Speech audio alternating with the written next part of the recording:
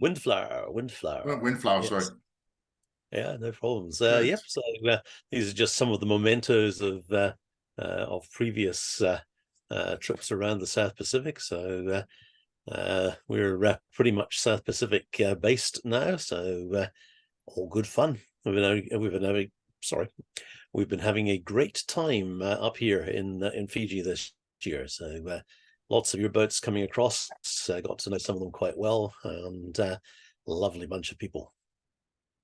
Great. And who we have joining us on the iPad? It just says iPad, and he's wearing a Hollister shirt. So You're muted.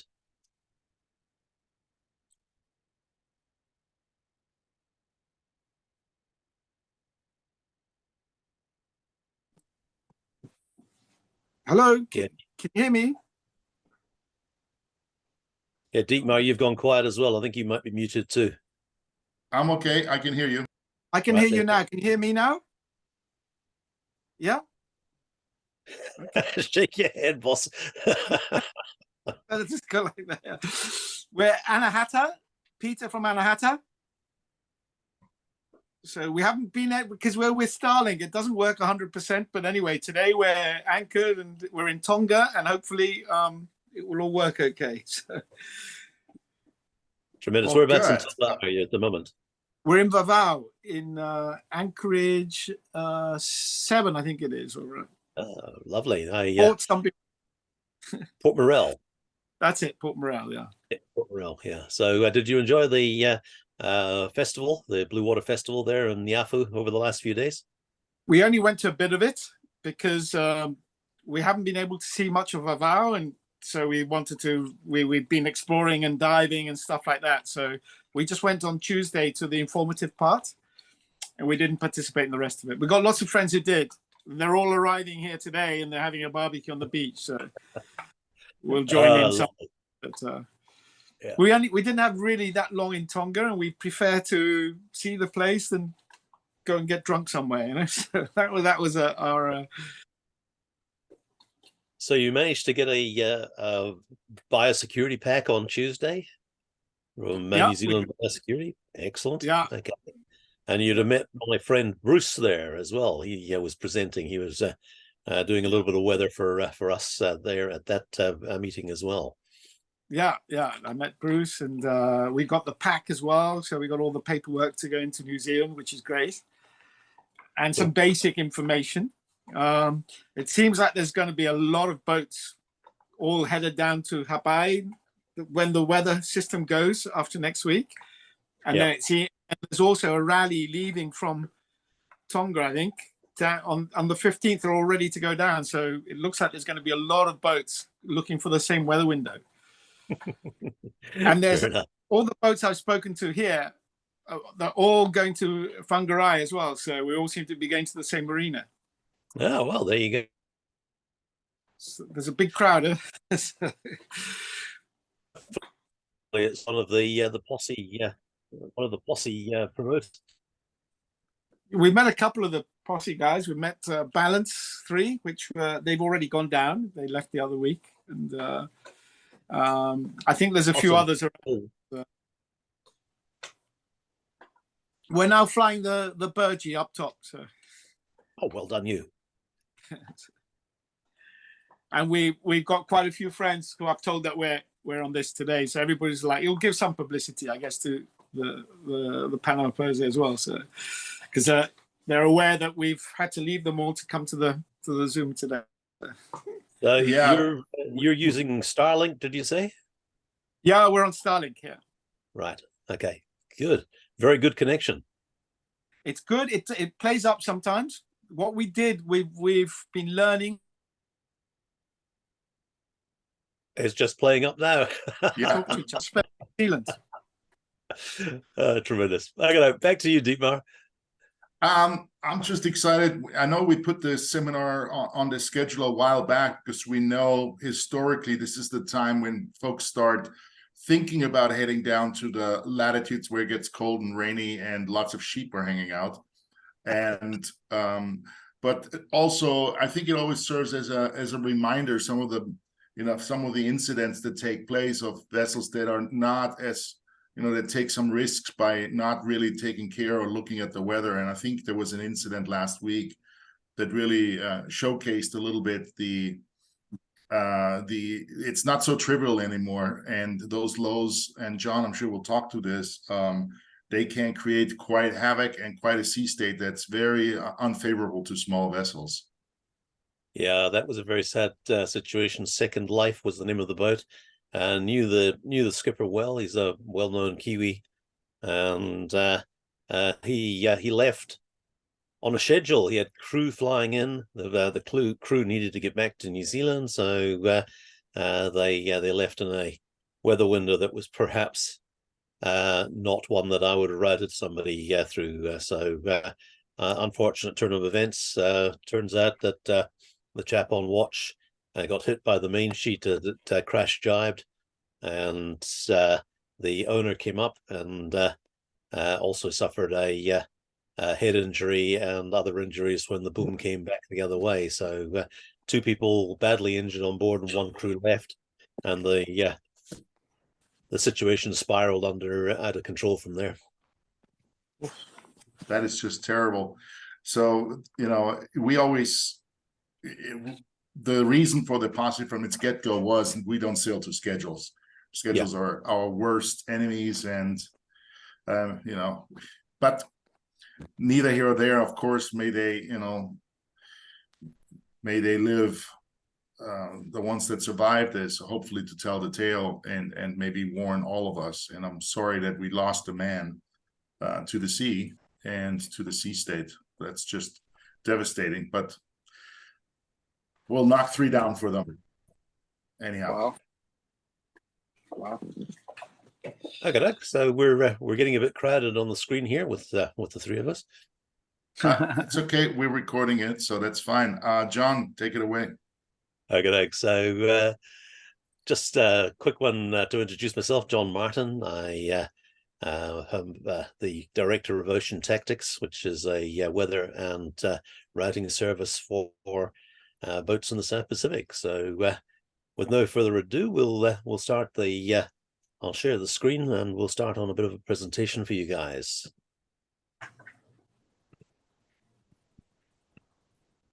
Hey, can I get a thumbs up if you're seeing what I'm seeing? Excellent. That's tremendous. Okay, so thank you to the Pacific Posse for giving us the opportunity to get this information in front of you, and hopefully it will help to give you a better passage south to New Zealand. We'll also talk very briefly about passages west from here rather than to New Zealand as well, and some of the options from further to the west as well. So Tonga, Fiji. We don't normally go from Vanuatu straight to New Zealand because you struggle to get past New Caledonia, so you might as well stop and have a look on your way past. So, but from New Caledonia across to New Zealand is also an easy passage at this time of year. Going across to Australia, of course, if there's any of the boats that are going across to Australia, then there's a few things that we've got to watch out for on that as well. We'll get into that a little bit later in the service. So we're talking about South Pacific weather. One of the most important things is to understand system movement. Now, many of you may have been in the Atlantic or on the north and west coast of the United States, where your systems are effectively stationary systems. In the South Pacific, we have migrating systems. Now, anybody that's joining this or looking at this that came along to the session that we did for the Posse earlier in the year will have seen what we're talking about, or some of what we're talking about today. However, we've got the presentation is well worth watching again to remind you of some of the things that are to watch out for on this passage south. So migrating systems, number 1, intense high pressures, number 2. Now we've got at the moment in the South Pacific what we call a stationary high. So most unusual for the South Pacific, where, as we said before, usually migrating. The system hasn't moved south as it normally does at this time of year either, so we're seeing a very intense squirt zone on the northern edge between the top of the high and the intertropical low. We'll get into that a little bit later as well.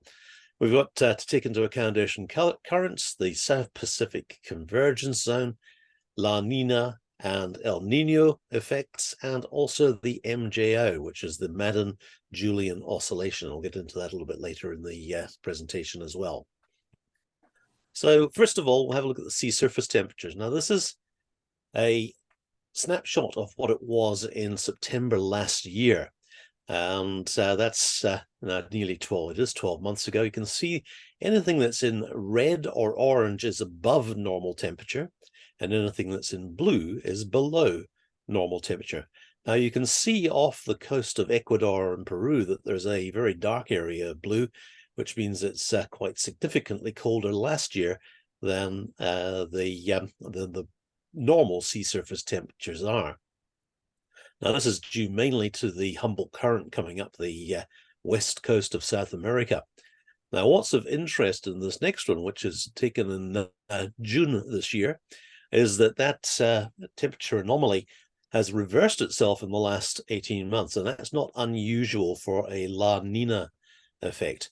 So as you can see off the coast of South America, we've got an area of warm water. Now, what that means is that warm water is still flowing across the Pacific, and we're getting a buildup of temperature in the Coral Sea and also in the Solomon Islands area. So the reason we're worried about this is because that's what causes cyclones. So essentially, a cyclone is born from convection. Convection comes off hot water, the air rises, the Coriolis effect comes into play, and you get rotation.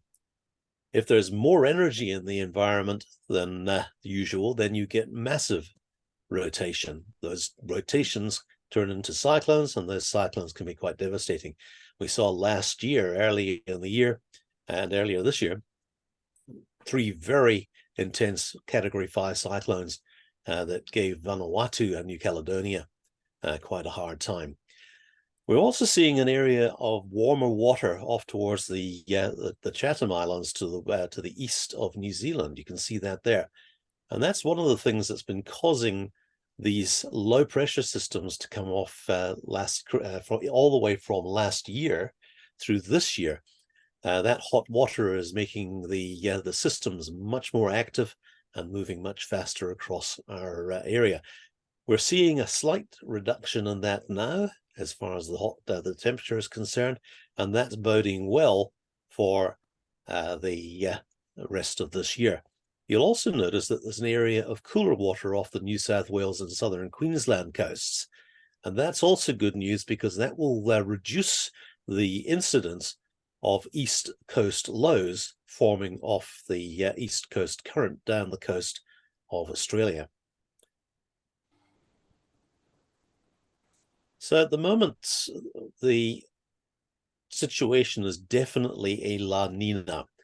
The experts were saying that we were going to go into positive figures on ENSO, which is the El Nino Southern Oscillation, and we haven't done that. El Nino produces lighter trades, warm water flows back across the Pacific. We have still got significant trades across the equatorial area at the moment. La Nina is very definitely still in effect.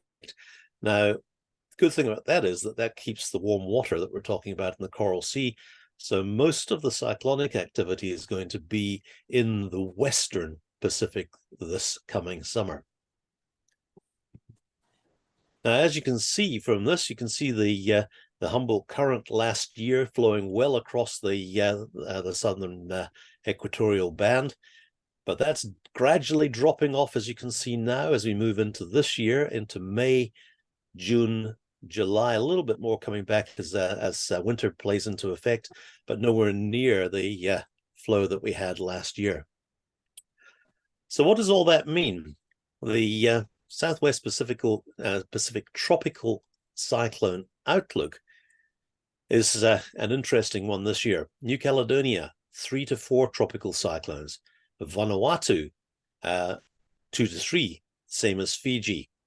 Tonga, very low, 1 to 2, and New Zealand, 1 to 2 as well.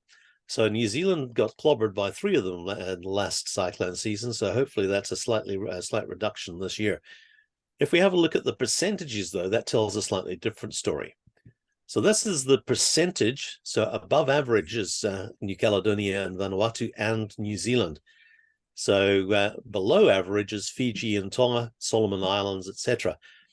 But look at the percentages. New Caledonia, 66% chance of 2 cyclones.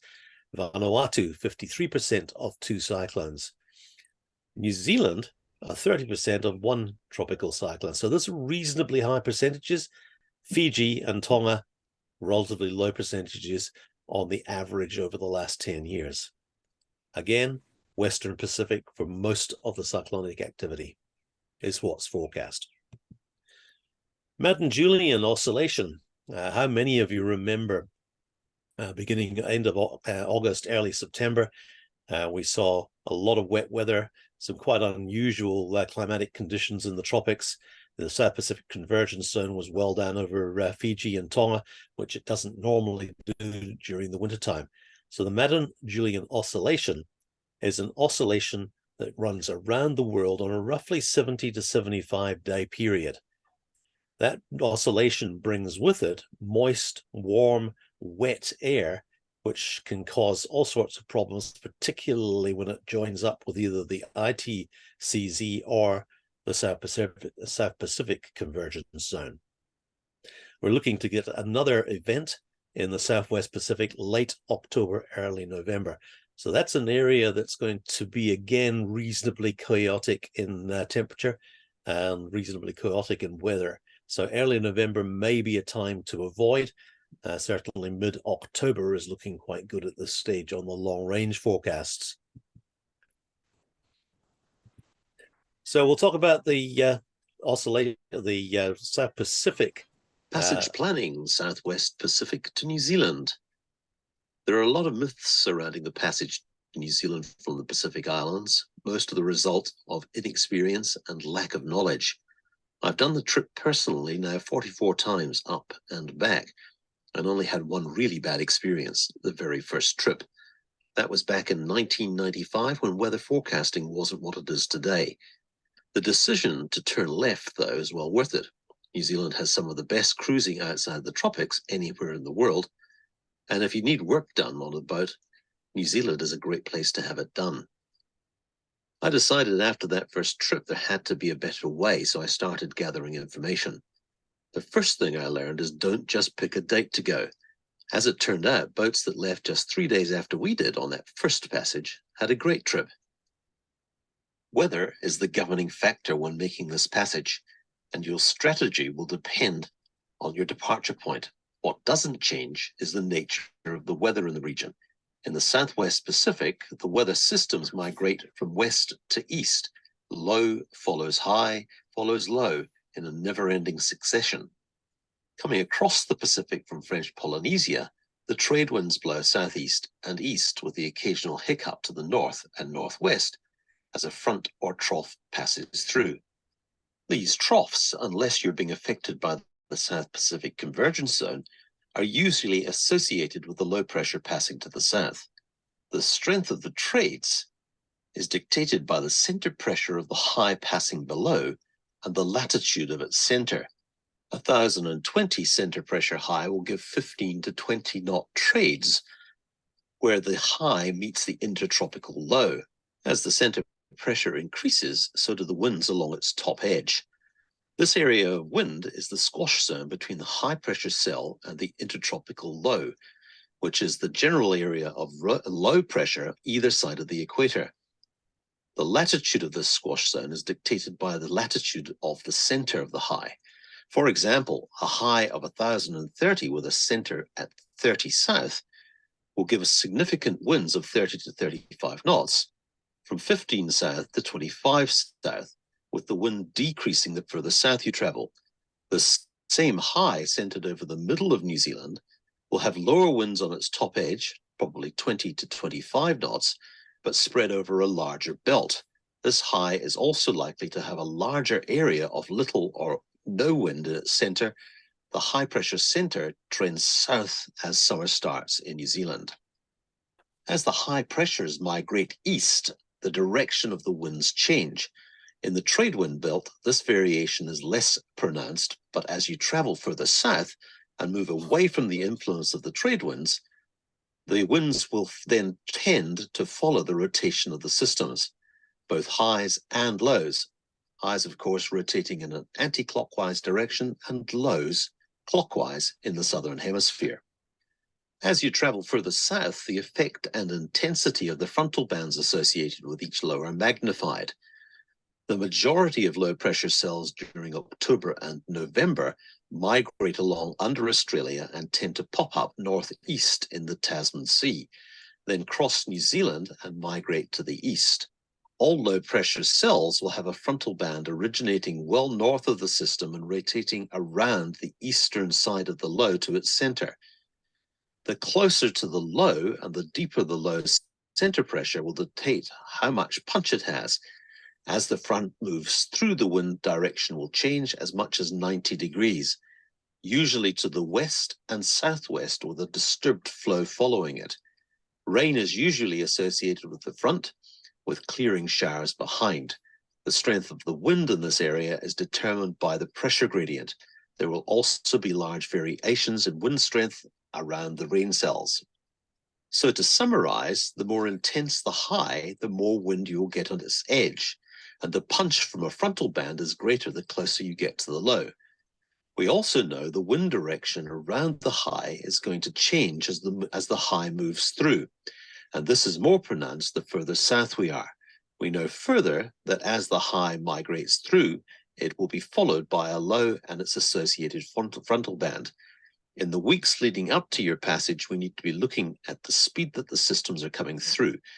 This will be between 5 and 8 days typically. An 8-day cycle is easier to plan for, but short is okay too. You just take a different approach. Now we need to consider where we're departing from. Coming from French Polynesia heading west is reasonably straightforward in the trades. The passage to Tonga, around 1,500 nautical miles, or Minerva Reefs, 1,700 nautical miles, is reasonably straightforward. The later in the season, however, late September, early October, the trades start to freshen, the South Pacific convergence zone starts to move south, and later still, we need to keep an eye out for rotating lows in the tropics. Tonga to Minerva is an easy southwest heading and usually a beam reach. Minerva Reefs, yes, there are two, make a good stop to wait for weather further south. North Minerva, a circular atoll, is a comfortable anchorage in all but storm conditions, and it's not usual to sit there for a week awaiting the right weather pattern to head south. From Minerva, you're only 800 miles to New Zealand. At an average of 5.5 knots or 130 miles a day, this will take 7 days. Again, it's likely you won't be able to do this in one weather system, so you may need to plan to have a frontal system somewhere along the way. This is going to have less punch if you are still north of 30 degrees south, and with the wind direction changing from west to southwest behind the front, the plan is to have put in enough westing so that you've cracked sheets for the last leg into New Zealand. We usually plan to aim for a spot directly north of North Cape, New Zealand's most northerly point at 30 south, known as John's Corner. This means quite a dogleg from Tonga, but is still worth the effort. If things change as you head south, then the strategy can be changed. If you decide that the high is moving slowly enough, you can change your mind and head straight for New Zealand. Make sure you can get there before the front comes through though, because those lovely northwest winds you're enjoying will be right on the nose after the front passes. You're also likely to get an uncomfortable 18 hours as the front passes. It's this decision to take the shortcut that causes most of the horror stories you will hear about. So, in a nutshell, if you plan to stop at either North or South Minerva, because you'll be looking to put some westing in on the next leg, you can leave from there on the front of the next high when the wind presents in the southeast. Another advantage of taking a more westerly route rather than the straight line approach is you'll likely sail through most of the passage following the outer edge of the high rather than through the center where there is little or no wind. Depending on your progress and how fast the high is moving will dictate your strategy as you progress south. Remember, it's better to take a front at 30 south, even if you have to hove to for a day and wait for it. Better still use that time to get further west. Remember the old expression, west is best. As the front is approaching, you're likely to see the northerlies go northwesterly. The next thing you'll see after that is the frontal band, and the winds will change to southwest or even westerly. This will mean tacking on to starboard and a nice beam reach to tight reach to New Zealand.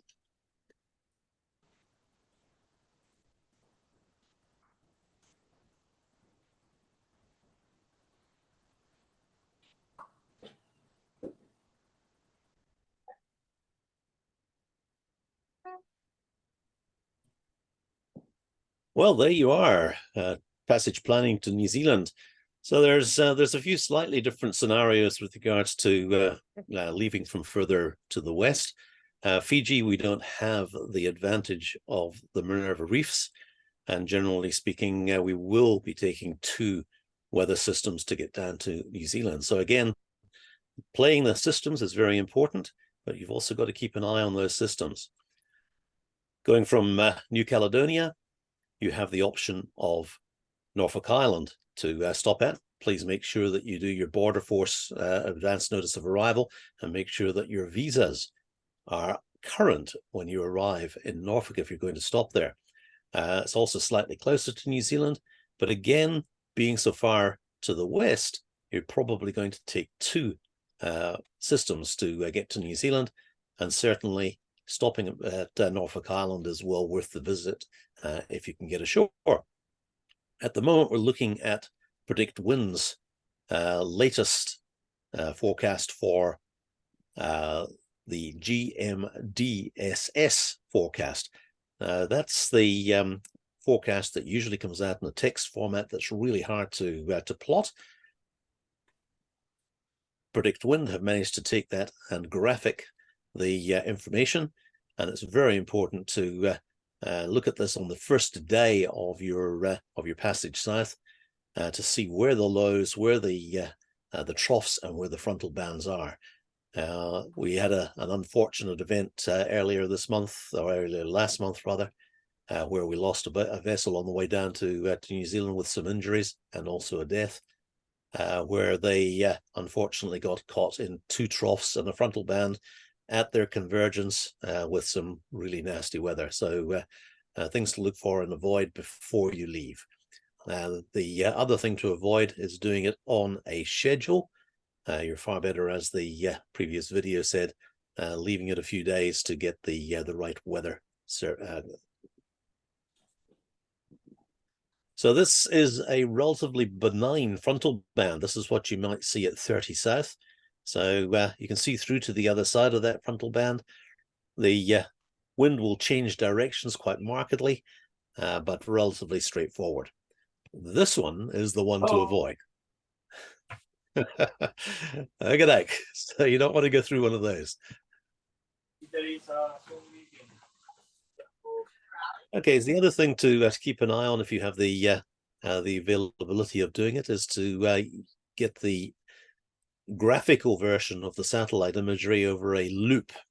This loop will give you an idea of what the systems are doing, where there's any active areas like the red and the yellow, and those are areas that you'll probably find squally active conditions in. As we get further into the year and towards our summer in the southern hemisphere, you'll start to see these images pop up on the JTWC website. So that's the Joint Typhoon Warning Center, and they do a very good job of working with Fiji Met in the South Pacific to forecast the tropical cyclones. We're getting between 8 and 10 days notice of what we call cyclogenesis, which is the systems, the conditions rather, that are active for making a tropical cyclone. So I did a quick run through of the weather at about a week ago. Quite a good time to leave. We had 1 vessel leaving on that weather window, and as you can see, with the down here where the wind, where the pardon me, as you can see down here where the tracks converge, we're converging almost on John's Corner at 30 south, 173 west.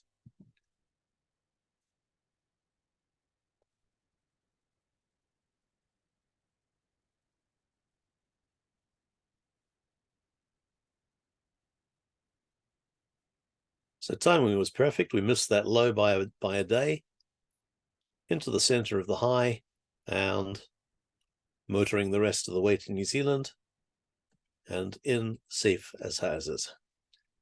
So that's the sort of scenario you want to look at coming down from Fiji and Tonga. And if you're going to Australia, I'm not sure how many of the Posse boats are going to Australia, Dietmar, but certainly leaving from Fiji, most of the time you're going to be in reasonably nice trade winds, particularly leaving at the front edge of a new high pressure zone that you can see in the Tasman. A little bit brisk, and your waves are probably reasonably large and short for that passage. Mid-20s, so probably not a passage I would leave on or route somebody on. From New Caledonia, as you can see, tack, tack, tack, tack. Definitely not the time to leave on the front edge of a high. Okay, I hope that's explained a little bit more about the best way of getting down to New Zealand. If I can help, I'm more than happy to do so. Please email me at admin@coastalandoffshorecruising.com, and also on the website coastalandoffshorecruising.com you'll find the Ocean Tactics menu bar. Tap on that for a little bit more information about our weather service as well. So that's it from me. If you want a copy of the presentation, or if you would like a copy of the or the link to the video that was in the middle, please email me and we'll get that straight through to you. Thank you so much. Thank you so much, John. Very insightful as always. And you have routed many of our participants over the last 3 years successfully down there. So I thank you for that. And I'll open up to questions. Go ahead. No questions from the floor. I think we're right. We're good. We're doing very well with your fleet. We've had some fabulous people, and they've all listened to me, which has been great. So Dietmar, thank you so much, and thank you for the rest of you for attending. I hope you got something out of it. No, absolutely. Thank you. And we're going to make this available to the fleet as a video. So thank you, guys. Thanks, John. Have a great season, and we'll talk to you soon. Well,